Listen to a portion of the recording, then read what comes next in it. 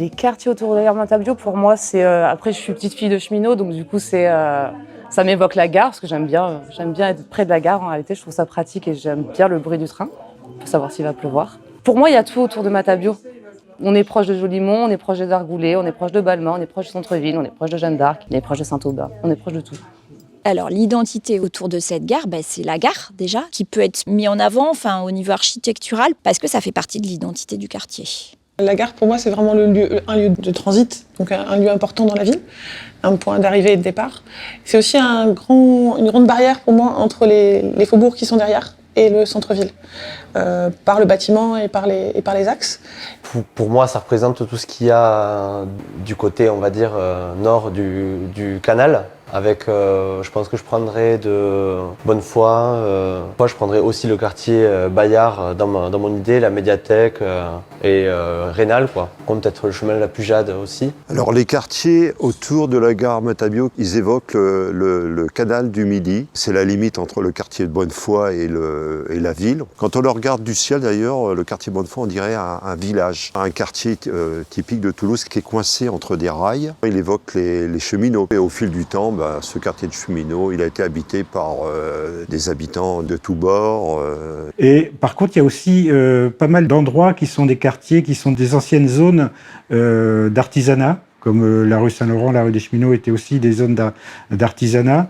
On a des quartiers un peu plus populaires. On voit effectivement l'implantation d'anciennes usines. Tapis, on a vu aussi l'usine de chemises, voilà. Et le côté, effectivement, préservation de cette mémoire-là ouvrière, sans oublier les cheminots. Je suis petite fille de cheminot, donc ça m'importe beaucoup. Pour revenir encore au quartier du Faubourg Bonnefoy, c'était plutôt un quartier qui était plutôt maraîcher, excentré de l'hypercentre, tout en étant très proche. Et petit à petit, l'arrivée de la ligne en 1855 a fait que la gare Matabiau a été construite. Des populations sont venues s'installer, des entreprises sont venues s'installer et le territoire a été bouleversé par cette arrivée notable en termes de densification et d'utilisation de l'espace au sol. Donc c'est une population qui est très variée, qui est là depuis des générations et des nouveaux arrivants qui justement s'installent dans le quartier pour diverses raisons.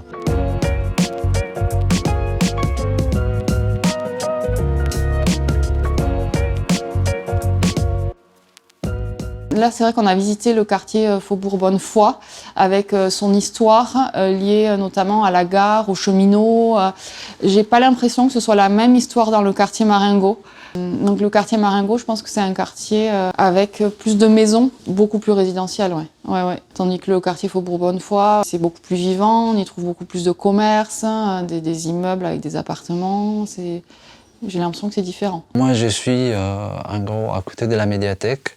C'est vrai aussi qu'il y a certaines rues qui sont très populaires et d'autres où il y a des propriétaires avec des maisons, donc c'est quand même un peu plus riche, bourgeoise. Mais je trouve que les deux peuvent cohabiter très bien ensemble et que même l'un et l'autre se sauvent. Ouais, les identités de tous ces quartiers, j'aurais du mal à les définir, mais il y a peut-être des identités sociales marquées quand même, hein, d'un côté du canal et de l'autre côté du canal, du Midi. Le quartier Chalet, on va dire, c'est un quartier de revenus CSP++ quand même, contrairement au quartier Bayard. Ouais, le quartier Bonnefoy également, là on est sur une autre, on va dire, catégorie de population. Nous, quand on a pris le lieu ici, on est locataire d'un privé ici, et ils nous ont dit « Ouais, non, n'allez pas à Bonnefoy, il y a la barrière psychologique du canal, personne ne viendra ». On a inauguré, je crois, le 17 juin 2007, il y avait 800 personnes, donc la barrière psychologique, elle est assez facile, il me semble, à faire voler un éclat, dans le sens, c'est ce qui est donné à voir et proposé qui attire les personnes. Les quartiers autour de la gare, pour moi, ça évoque plein de choses. En fait, c'est plein d'identités différentes. Certains sont très animés, très commerçants, d'autres plus résidentiels. Donc, et la gare, en fait, elle agrège un petit peu tous ces quartiers-là. C'est le point un peu fédérateur. Les quartiers autour de la gare, pour moi, sont des quartiers très, très différents. C'est un mélange assez curieux entre ville nouvelle et en même temps architecture traditionnelle, typique. Je trouve que chaque quartier a son identité, a son style qui fait que c'est un bon mariage, quoi, même si c'est très, très différent. C'est des quartiers... Moi, je trouve qu'il y a une identité commune, justement. C'est des quartiers très hétéroclites qui ont cumulé pas mal d'histoires très liées à la gare, les cheminots, les garages, les ateliers. Puis après, il y a une évolution, on le voit bien, avec beaucoup de bâtiments, des grands immeubles, des bars. Mais finalement, voilà, tout a su cohabiter jusque-là. Donc j'espère que ça continuera.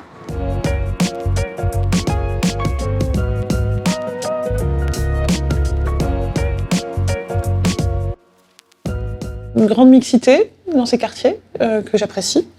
Des quartiers qui sont plutôt créatifs, avec plein de lieux que j'affectionne. Le lieu commun, l'imagerie, l'espace Bonnefoy, le IPN, enfin plein. Il y a pas mal de lieux finalement cachés, pas forcément très visibles, pas forcément connus de tous les Toulousains, je pense, mais qui font l'identité du quartier.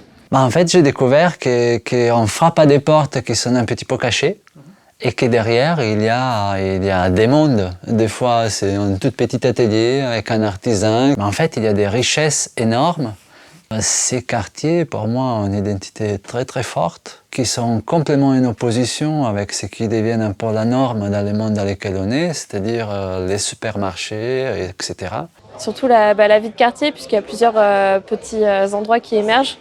Comme en bas, il y a eu le Poissonneur, et puis il y a eu un autre bar qui a émergé. C'est aussi des lieux où des artistes peuvent exposer leurs œuvres de temps en temps. Donc je trouve qu'il y a vraiment une émergence culturelle dans le quartier Bonnefoy qui est super en ce moment. On s'est installé là pour des raisons simples, c'est que les lieux culturels en général, on a quand même des moyens somme toute assez modestes, donc nous recherchons des mètres carrés accessibles. Et un quartier comme Bonnefoy, c'est un quartier encore où il est encore possible d'être, tout simplement. Je veux dire, en centre-ville, les lieux culturels, hormis des lieux institués, il n'y en a pas. Nous, on peut être qu'ici.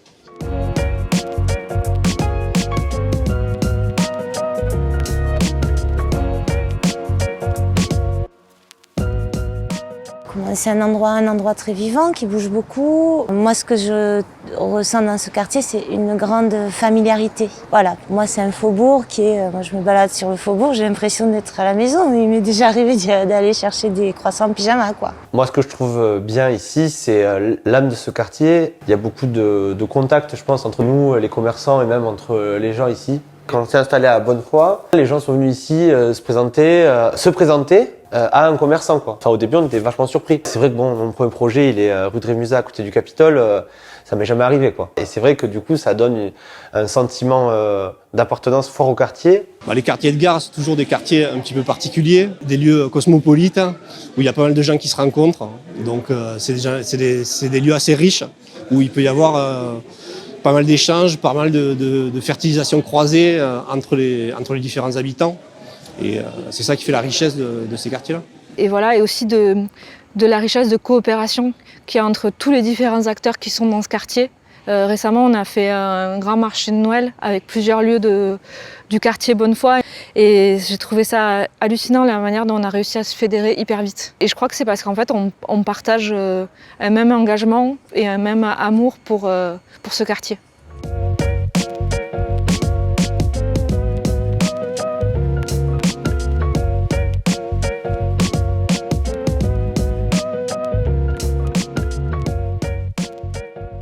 Quartier de gare Matabio, donc sur Toulouse, c'est le paradoxe pour moi. C'est-à-dire que tu as à la fois une proximité avec le centre-ville, donc un contact direct.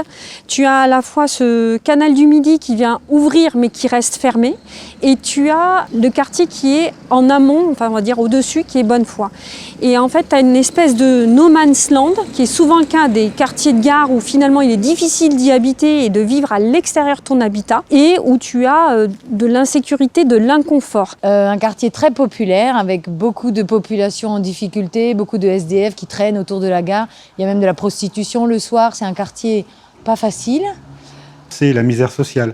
Sur le parvis de la gare, il y a beaucoup de personnes sans abri qui amènent une certaine animation un peu destructrice qui donne une image un peu négative à la gare. Et chose que je ne voudrais pas que ça se reproduise avec le projet Grand Matabio. Alors, les quartiers autour de la gare Matabio, ben moi je vais te dire Bonnefoy, le Bronx, je sais pas comment on peut l'appeler, quoi. Qui est en pleine reformulation, reconstruction, alors plutôt en ce moment destruction, hein, puisque tout autour de nous, il y a tout qui tombe. À première vue, ça évoque pour moi la démolition. Toute une avenue qui était quand même assez sublime d'un point de vue historique qui vient d'être détruite, l'avenue de Lyon. Ça évoque aussi la reconstruction et peut-être une méfiance par rapport à ça. Cette question de la conservation et de qu'est-ce qu'on garde de l'existant, de ce qui est là et de cette histoire justement. On a vu le quartier bouger en 2 ans à une vitesse de fou. Je pense que finalement tout ce mouvement qu'il y a dans ce quartier, il y a là on parle de beaucoup de... Bon, les associations elles sont battues un peu pour les gens qui étaient expropriés, etc. Et c'est normal et c'est tant mieux. D'un autre côté, il y a aussi des projets qui sortent comme la forêt électrique, comme nous, du fait de la réhabilitation du quartier qui fait qu'il y a une espèce de cumul d'énergie qui est hyper intéressante. Des quartiers qui sont en changement, où il y a beaucoup de travaux. Je parle bien sûr de l'avenue de Lyon, qui est placée de manière privilégiée, enfin qui n'est pas valorisée, où il y a un enjeu énorme pour la ville de Toulouse. C'est un petit peu la manière dont elle va se présenter pour beaucoup de gens qui vont arriver, qui vont passer par Toulouse.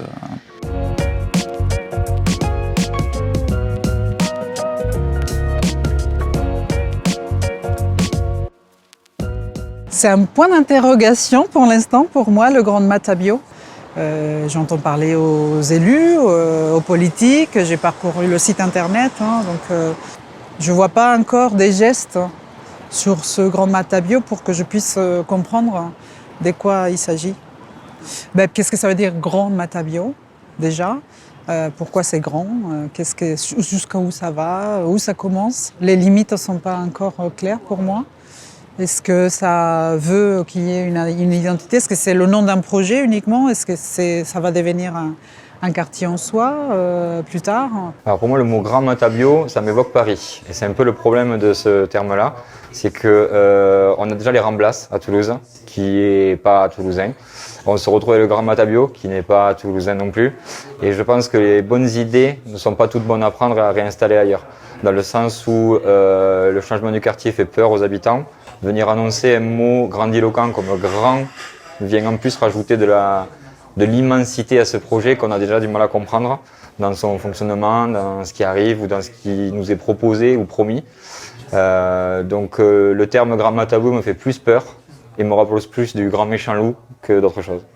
Le Grand Matabio, ce que ça évoque pour moi, c'est le projet de TGV. Alors, je ne sais pas si ça va se faire ou pas, mais j'ai entendu parler d'une immense tour, pire que la médiathèque. Après, j'ai entendu parler de beaucoup de lieux un peu plus luxe, justement, d'hébergement pour les gens en voyage. Bon, ça m'évoque beaucoup de changements et j'avoue que moi, même les petits commerces du Faubourg Bonnefoy, j'aimais bien. Voilà, ça m'évoque un grand changement qui, j'espère, ne massacrera pas la ville. Voilà. Il va y avoir un quartier d'affaires, une tour, une grande tour Matabio, un grand projet urbain certainement capitalistique.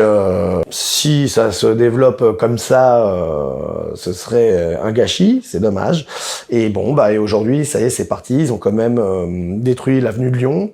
Il faudrait un peu de visibilité sur les aboutissants, où c'est qu'on va. Mais après, si c'est pour faire quelque chose de bien, pourquoi pas, hein. Bon, déjà, il va y avoir la ligne de métro qui passe à Bonnefoy. Ça, c'est chouette. Agrandir la gare. Bon, ok. Alors après, il faut que ce soit d'utilité publique. Le projet du Grand Matabio, je crois qu'on l'a renommé au début, ça s'appelait Tezo, et puis maintenant c'est devenu Grand Matabio Quai d'Oc. Pour moi, ça évoque l'ouverture de la gare avec plusieurs parvis dans tous les sens. Avant, on faisait une gare, elle était orientée que rue Bayard, et on fait un peu comme on fait à Paris. On va faire une gare qui est ouverte dans tous les sens. Ça va devenir un point multinodal où il y a le TGV qui est arrivé, il y a des bus, il y a les trains, tout le monde arrive au même endroit, puis on distribue de ce point-là, on va un peu partout dans le centre-ville, même sur l'extérieur de la ville. Je trouve que c'est bien qu'on modernise tout ce quartier, on a besoin de redynamiser le quartier, lui redonner un peu plus de vie. Donc pour moi, c'est un projet qui va être porteur de bonnes choses. Pour moi, le projet Grand Matabio, c'est la rénovation du quartier. Il peut y avoir du bon et du moins bon dans ce nouveau projet, quoi. C'est quoi le bon, c'est quoi le moins bon? Le moins bon, c'est évidemment la gentrification que ça peut engendrer. Le meilleur, ça serait créer un nouveau lieu à l'image de ce qu'a été ce lieu depuis toujours, quoi. Alors pour moi, le projet Grand Matabio, je vois que ça engendre des gros changements. D'où l'importance, je pense, d'avoir ces temps de concertation des habitants, de la population, des professionnels, pour penser un peu le paysage urbain de demain et comment on pourra vivre dans ces quartiers pour garder une mémoire et aussi essayer de faire de ces espaces des espaces qui puissent vivre et qui puissent être habités en fait. Et comment donner envie de s'approprier ces nouveaux espaces, c'est des choses qui peuvent faire peur. Parce qu'en fait, on parle aussi d'un gros projet de mobilité, de train. Donc en fait, ça va être aussi un lieu de passage. Et comment on arrive à joindre les personnes qui sont de passage de quelques heures à quelques jours avec des personnes qui habitent en fait.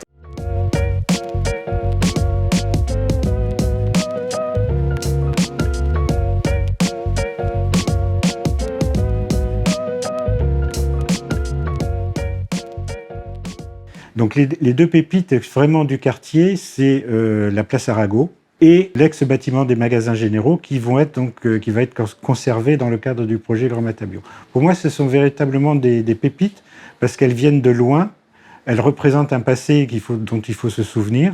Il faut absolument les garder. Je pense que je commencerai par le pont, en immatériel. Que le pont ferroviaire, c'est génial.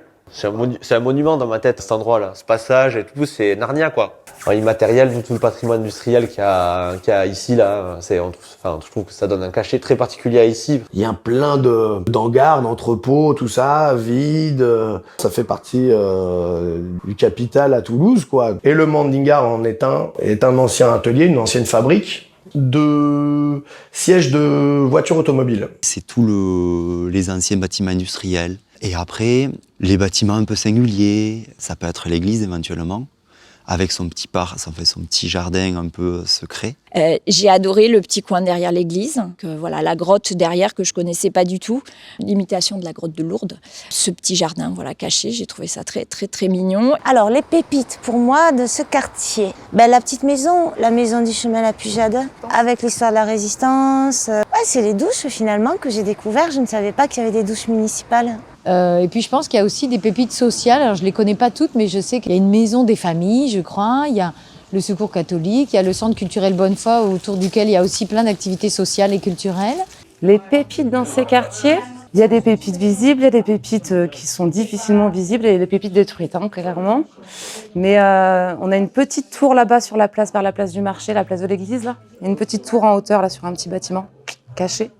Et dans la petite rue qui remonte, alors je ne sais pas où ça en est, parce qu'il devait y avoir des travaux, mais il y a un ancien corps de ferme avec un immense terrain. C'est une petite maison. La rue Sorel. Il y a aussi toute une partie de petites maisons que je trouve absolument charmantes, plein de petites rues qui ont un petit côté village et tranquille, qui font vraiment pour moi l'identité du quartier qui a déjà beaucoup bougé. Il y a eu plein de petits bâtiments qui ont été construits assez récents. Je trouve que ça change. On a besoin de logements, mais voilà, conserver quand même cette identité de petite maison de quartier qui est assez chouette. On trouve beaucoup de Toulousaines ici. Là, j'en vois une devant moi. Et ce sont des maisons de la ferme qu'on a adaptées à la ville, qu'on a voulu embellir avec des éléments de décor, des fois des petites céramiques, etc. Moi, je m'intéressais surtout à l'architecture et puis à l'histoire de ce quartier, puisqu'il y avait des cheminots. Et aujourd'hui, j'ai été très intéressé, j'ai découvert qu'effectivement, il y avait beaucoup de petites entités qui étaient liées à la culture, à l'art, etc. Alors, je ne savais pas, donc je découvre ça.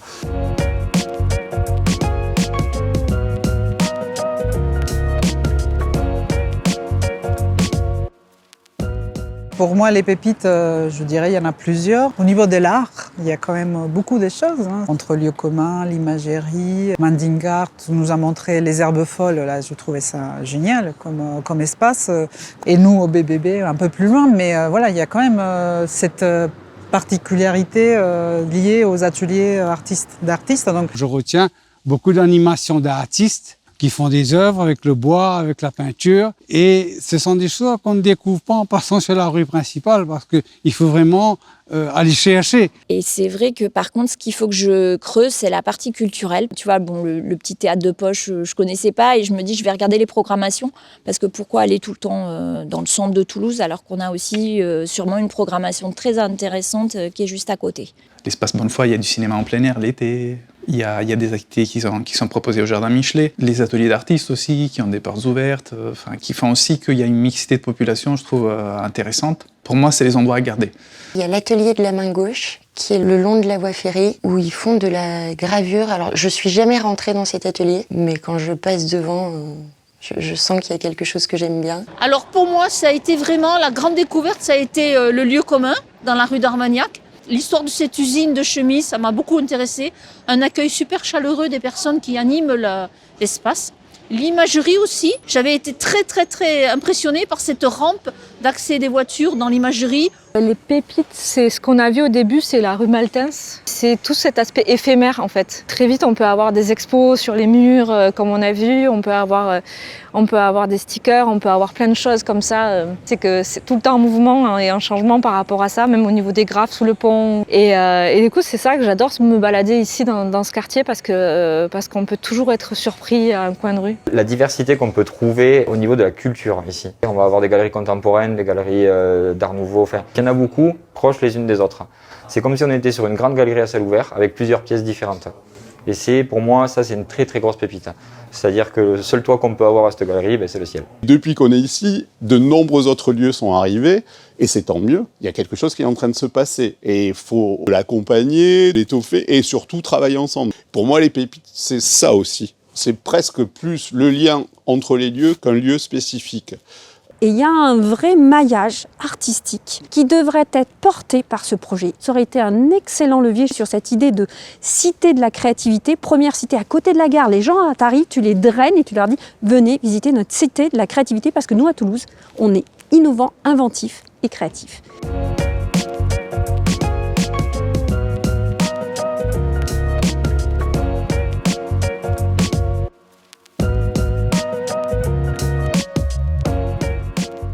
Côté plus affectif, c'est le jardin Bonnefoy à côté où j'amenais mes enfants quand elles étaient petites, quoi. Ouais, c'est le canal du Midi que j'emprunte le matin et le soir et que je vois bouger au gré des saisons. Ce qui est amusant, c'est de voir qu'il y a des parents, des grands-parents qui amènent leurs petits jouets dans le jardin Michelet et qui eux-mêmes jouaient dans ce jardin il y a 20 ans, 30 ans. Moi, ce qui m'a plu le plus, c'est la dame qui racontait qu'au jardin Michelet, c'était l'ancien centre de chevaux où il y avait des organisations d'entraînement et tout là. C'est amusant de savoir qu'à 50 ans de cela, c'était le cas.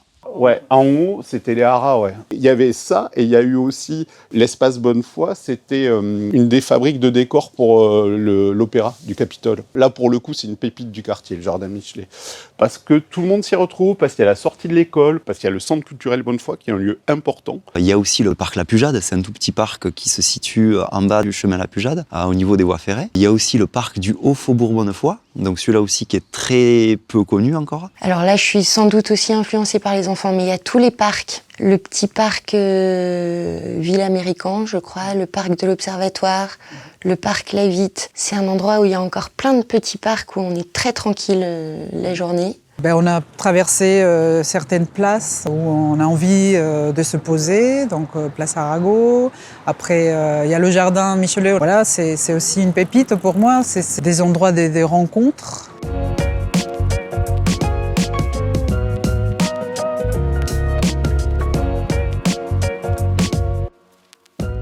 Ça va être aussi des initiatives de quartier qui font bouger le quartier. Voilà, ça va être des vides-greniers, des repas de quartier, des choses comme ça. Et après, il y a des points d'intérêt importants. Sur le Faubourg Bonnefoy, vous avez le cœur de quartier proprement dit avec les commerçants, et vous avez aussi un cœur de quartier avec une animation qui est faite autour de cafés et de restaurants, et aussi de petits ateliers d'artisans comme Vélorussion. Il y a un petit atelier qui s'appelle Oreille Garage, qui fait de la soudure. Tous les après-midi, sa porte est ouverte. Mais en même temps, la réalité, c'est que quand on a cassé quelque chose chez nous, c'est un de ces artisans où on peut encore aller demander de réparer, et donc qui est là aussi au service du quartier. Il y a un monsieur qui fait de la literie, là, juste au-dessus, dans la rue Saint-Sylve. Et il est là depuis des années. Les bâtiments sont complètement délabrés, mais à chaque fois qu'on passe, il nous dit bonjour. C'est plein de petits voisins comme ça. Et c'est que des gens qui ont ouvert leurs portes, qui ont montré leur métier et tout. Et voilà, ça, c'est très agréable. Et puis également, les lieux de rencontre, les petits restaurants, les bars, je trouve ça très, très agréable pour un quartier. C'est même essentiel.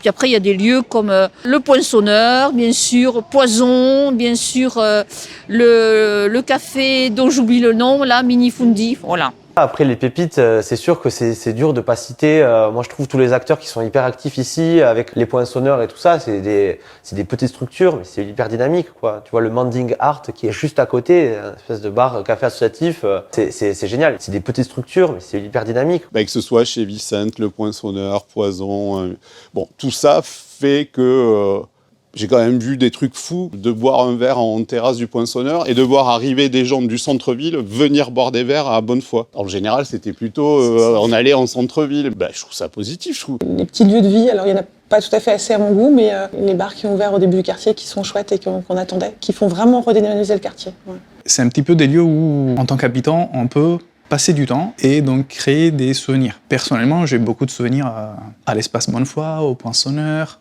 au Manding Art, à l'itinéraire bis, à l'imagerie, parce que j'ai partagé des expériences avec des gens dans ces lieux-là, j'ai passé du temps. Et je trouve que c'est les endroits qui font la vie de quartier.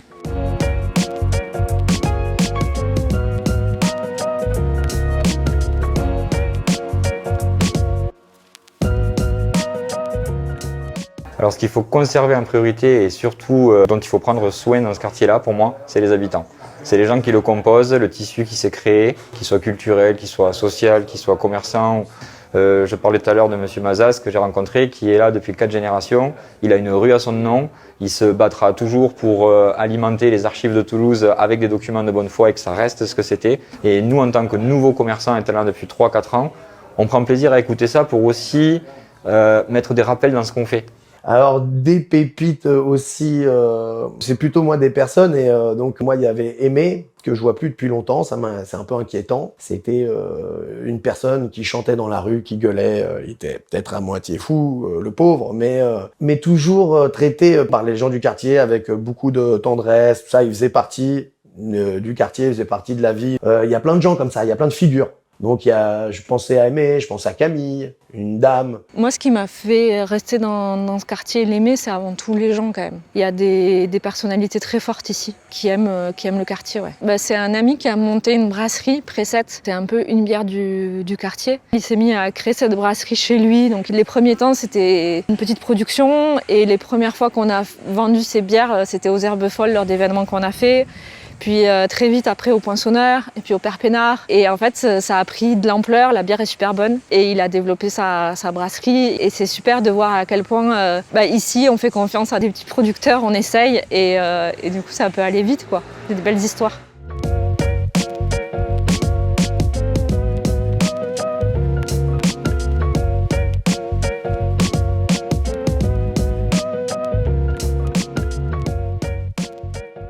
Alors pour moi, le projet de réaménagement de quartier, ce qui m'importe beaucoup, c'est déjà l'esthétique des bâtiments qui vont être construits. J'aimerais bien que ça corresponde un peu à l'esthétique toulousaine, ne serait-ce que la couleur. Pour moi, c'est très important et puis ça amène de la chaleur au quartier. Puis de moderniser un peu la ville en respectant quand même les hauteurs. Il ne faut pas qu'on ait des choses trop hautes. Il faut rester dans des hauteurs raisonnables, mais après, on comprend aussi qu'il faut densifier pour accueillir de plus en plus de gens. Donc il faut concilier un peu toutes ces données-là pour réussir le projet. Ce que j'attends de la rénovation de ce quartier, le Grand Matabio, il y a deux choses. C'est lier le quartier au centre-ville, en tout cas pas le fermer. Le pont, la gare font pour moi une barrière entre le quartier. J'aurais un peu peur que des grands bâtiments ou des choses comme ça l'isolent un peu plus. J'aimerais que ça soit plus une ouverture entre le quartier et le centre-ville. Déjà au niveau architecture, qu'on arrive à laisser du biscornu. Quelque chose qui me gêne beaucoup sur la place de la médiathèque, c'est cet espace très carré, alors que tout autour, c'est que des petites rues qui tournent et qui ont quelque chose où on voit pas tout d'un coup, quoi. Voilà.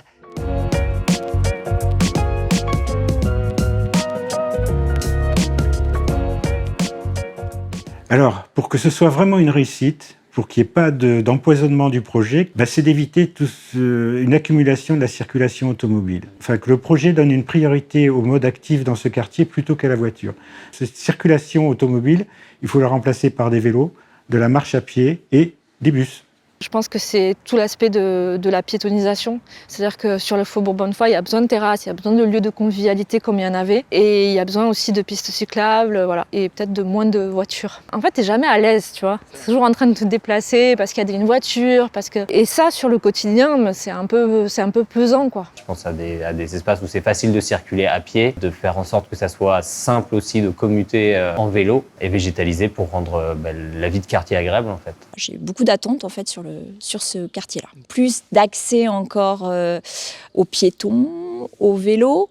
Je trouve que ça serait vraiment opportun dans le quartier et je trouve que ça aurait du sens de remettre un petit peu de verdure, d'élargir les trottoirs et de redonner vie en fait, au quartier. Il faut un partage de l'espace public qui soit justement équilibré, que tous les nuisances sonores ou que toute l'approche, on va dire aussi écologique, cadre de vie, soit respectée. Des espaces verts là où il est bon de les installer, trouver ces équilibres-là.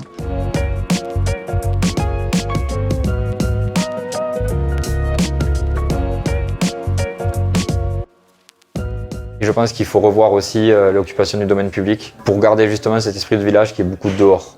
La vie de tous les jours, c'est dehors. Et ça, il faut qu'on puisse le mettre un peu plus en avant ici. Il faut que les associations investissent plus ce jardin. Il faut que les associations investissent plus les places de marché. Qu'est-ce qu'on pourrait faire ? Des espaces de réunion collective, voire même des agoras, quoi. Enfin, des endroits où les gens puissent se retrouver. Je pense que c'est les lieux de vie, moi, qui m'intéressent. Les lieux où on peut se rencontrer, réimplanter ou réaménager le jardin, par exemple, et aussi des places publiques. Ça manque à Toulouse. C'est vraiment là où on pêche le plus, je trouve. C'est des espaces bien aménagés, qu'on puisse rester, s'installer, vivre, et donc qu'on puisse les approprier, donc des endroits des rencontres. Parce que c'est là où les choses se passent, c'est là où l'intelligence collective se déclenche. C'est rompre l'isolement, et l'urbanisme est essentiel pour ça.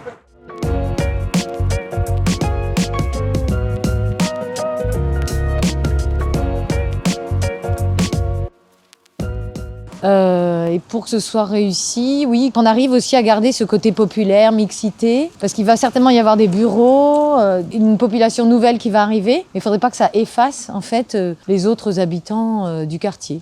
C'est important parce qu'il faut que ça reste un lieu vivant, réel, de la vraie vie, et il faut que les vrais habitants se sentent bien dans leur quartier, tout en pouvant accueillir les gens de passage.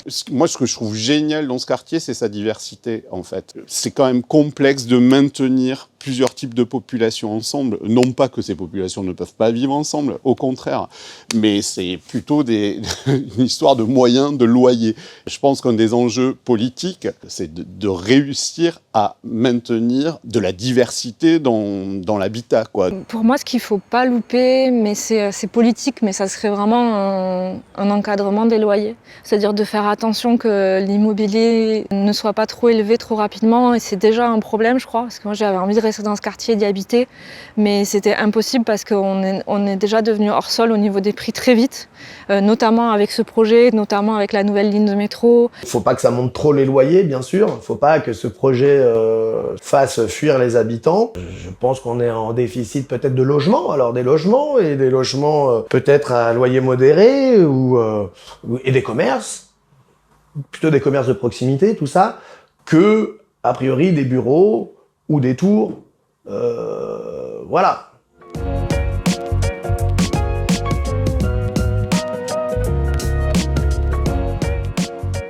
Il faut que ça soit gagnant-gagnant. Il faut que ça soit cohérent, que tout le monde s'y retrouve. Que ce soit les habitants qui y résident ou que ce soit juste les usagers qui l'utilisent, cet espace-là. Alors, pour que ce soit une réussite pour le plus grand nombre, en fait, je pense qu'il faut absolument qu'un quartier soit multifonction. C'est-à-dire qu'on puisse y habiter, bien y vivre, bien y habiter, qu'on puisse avoir accès à des commerces de proximité et y travailler aussi. Voilà. Et le croisement de ces fonctions fait que c'est un quartier animé pendant la journée comme pendant la nuit. Alors pour qu'ils prennent, en fait finalement c'est la vie des rez-de-chaussée. Si tu mets que des grandes filiales internationales, je ne vais pas citer des marques, mais de vêtements, le flux que tu vas traîner, enfin quel intérêt, tu vois? Donc ces rez-de-chaussée, c'est là où ça va se passer. Et c'est ce que tu vas injecter. Il faut que tu mixes ça. C'est-à-dire qu'il faut qu'il y ait à la fois, ok, auberge de jeunesse, mais pourquoi pas, je ne mettrais pas en face un hôtel de luxe. Tu vois, c'est confronter ces dualités, ces choses qui pourraient s'opposer et apprendre à les faire vivre ensemble.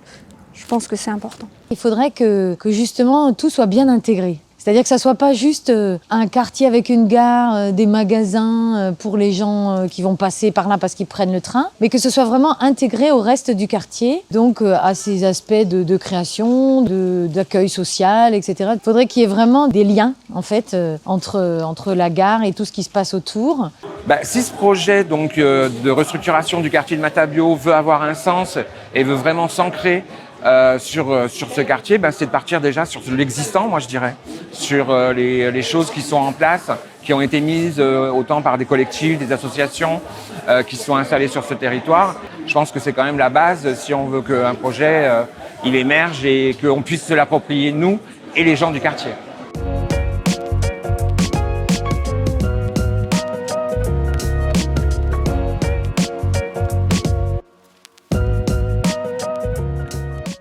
Puisse s'y retrouver, oui, que le plus grand nombre puisse s'y retrouver, parce que sinon je crois que c'est déjà trop tard pour la réussite. Déjà ce serait bien d'arrêter, de faire un petit break là, que chacun puisse réfléchir à ce qu'on va faire pour la suite, aller voir les lieux avant de les détruire, aller les voir avant de les construire.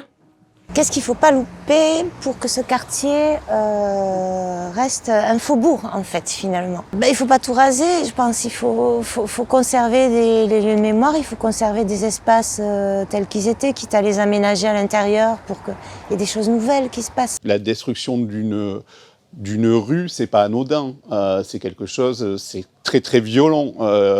Tout ça, il faut l'accompagner parce que c'est douloureux pour les personnes qui sont relogées, délogées avant d'être relogées, parce que ça crée des cicatrices avant qu'il y ait une nouvelle construction, et donc ça nécessite du soin, du pansement, de l'accompagnement. Alors pour réussir le projet d'aménagement de la gare, déjà ce qui est important de prendre en compte, c'est la concertation avec les gens qui habitent autour. C'est important de tenir compte de leur avis, pour connaître l'histoire et qu'on n'ait pas affaire à des gens qui travaillent dans des bureaux puis qui décident sans vraiment connaître l'histoire du quartier. C'est-à-dire que tu peux être un super cabinet d'urbanisme, tu peux avoir paysagisme, tu peux avoir une super équipe, mais tant que tu n'as pas pris la mesure, la température de ce que les gens vivent. Donc je pense que ce qui est important, c'est de comprendre vraiment ce quartier, les gens, en fait.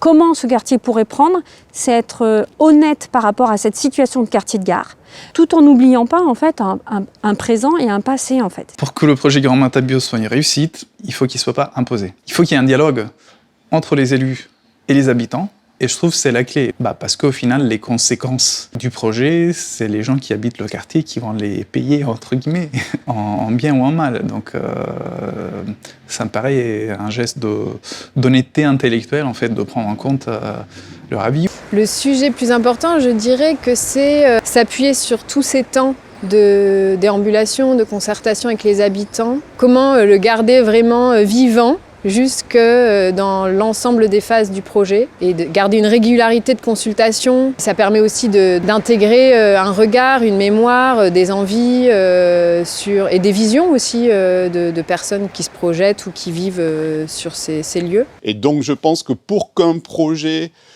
de ce type naisse un minimum dans l'harmonie sans laisser trop de monde sur le côté, il faut écouter la parole de chacun et chacune, de tout le monde en fait.